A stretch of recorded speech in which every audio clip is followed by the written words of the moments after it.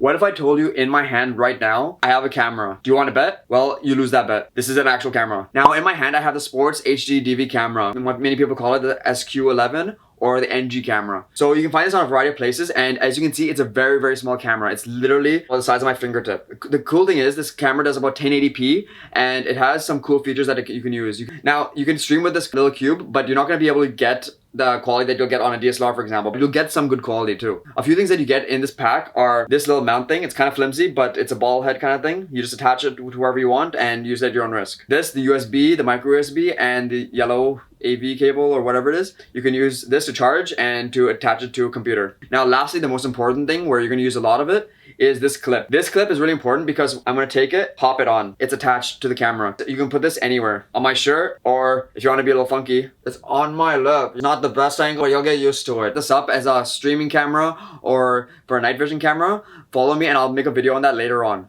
I really hope you enjoyed and follow me for more.